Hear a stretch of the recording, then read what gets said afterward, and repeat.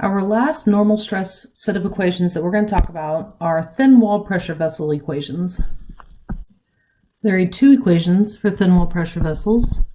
Sigma 1, which is PR over T, this is also called the hoop stress. And sigma 2, which is PR over 2T, which is called the longitudinal stress. P is for the internal pressure, that's a lowercase p.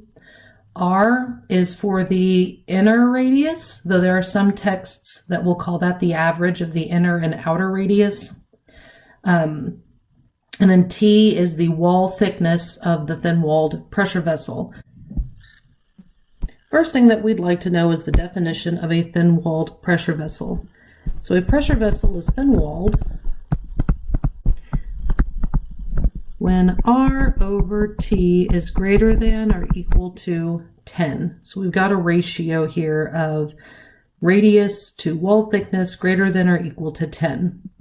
And why this is important is thin wall pressure vessels are a special case where if we go in these two axial directions, the hoop and the long, there's no transverse shear. Remember, transverse shear is making up for the difference in moment, but if the wall is so thin, then there's not a lot of area for that moment bending flexure stress to act over. So there doesn't have to be a lot of transverse shear, so it's negligible compared to all the other stresses. There are two shapes we're going to talk about for thin wall pressure vessels, a cylinder and a sphere. I've got drawn a little square stress element on here to show the directions for hoop and long. Remember that internal pressure is constant throughout the entire system. There's going to be the same pressure on all sides on all walls. So what I've got drawn here is if I take a vertical slice through my cylinder, it's going to create this stress distribution around the hoop, around the ring, the circumference of the cylinder.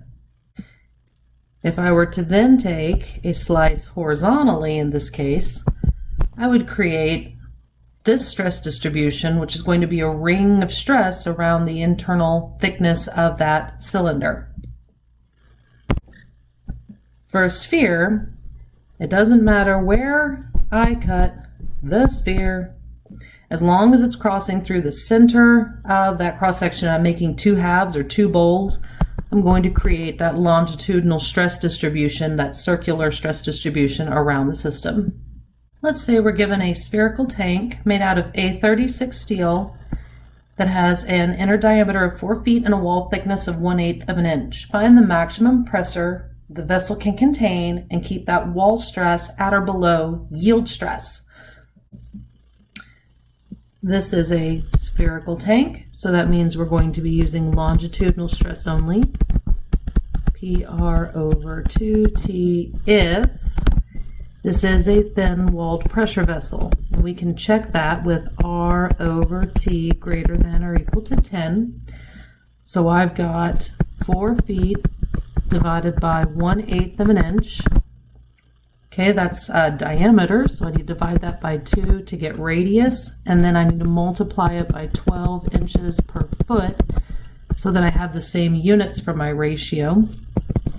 And this value ends up being 192, and that is greater than 10, so this is a thin-walled pressure vessel, so we can use the longitudinal stress equation. This tank is made of A36 steel, and looking in the back of your book, you will find that the yield stress for A36 steel is 36 KSI. And that is going to equal the internal pressure that we're trying to solve for, times the radius, which is 24 inches, all over 2 times the thickness. And we solve for an internal pressure of 375 psi. This time we have a tank made up of 4 components that we've bolted together horizontally and vertically.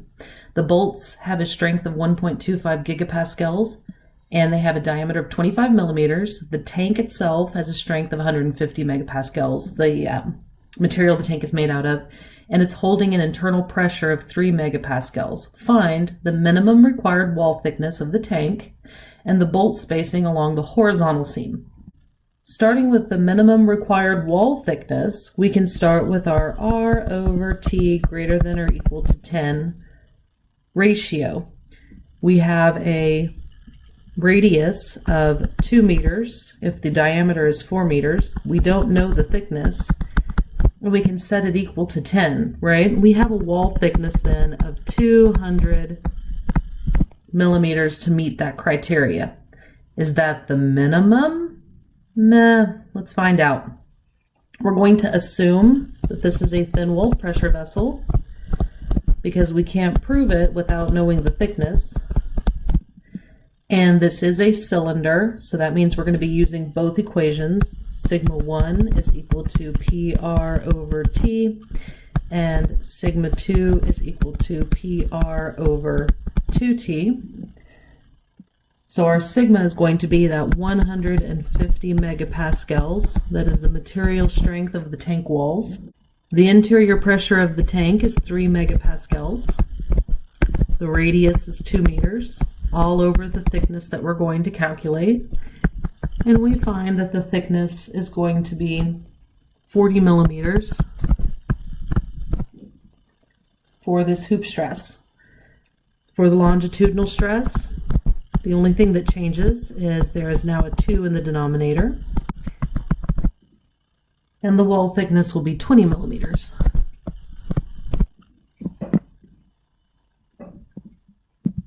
So I've got 3 thicknesses here to choose from, 200, 40, or 20. Which do I choose?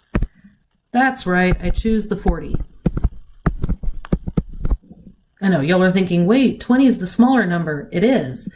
But I'm experiencing both of these directions of stress at the same time on my tank.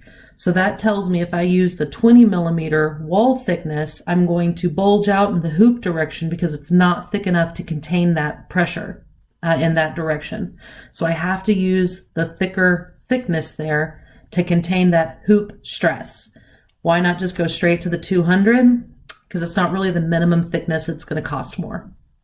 So now that we've got an A taken care of, let's talk about the bolt spacing along the horizontal seam.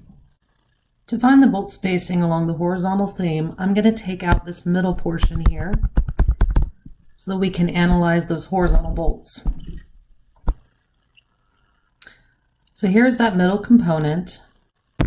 I'm going to have the pressure acting on that middle component as well as the resultant force of the bolts holding it down on either side. Force of the pressure is going to equal to the pressure times the area it's acting over. So that is 3 megapascals times a length that we were not given and a depth into the page, which would be the diameter of my container, which is 4 meters. So what we're going to have here is a force pressure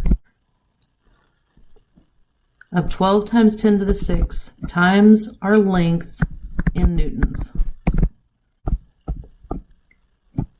The force resultant of the bolts is going to be the number of bolts times the force that each bolt can hold.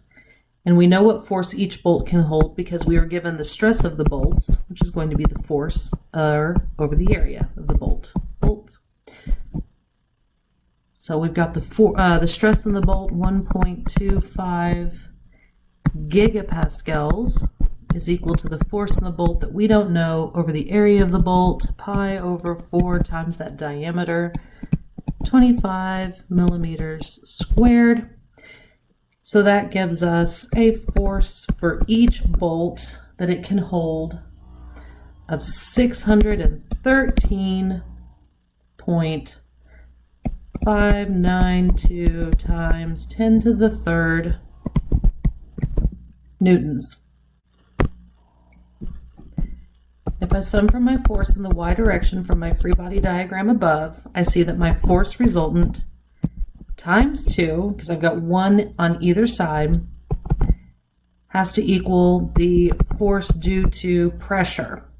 I don't have my force resultant, I have my force bolt. So fixing this equation, I have 2 times the number of bolts times the force that each bolt can handle needs to equal to the pressure force.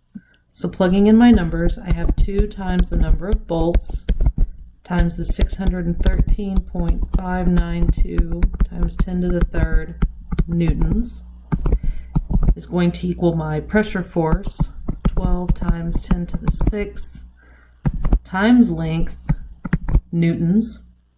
And solving for the number of bolts, I get 9.78 bolts per length. I can't have a 0.78 bolts, so I'd say I need 10 bolts per unit length, which would be meters.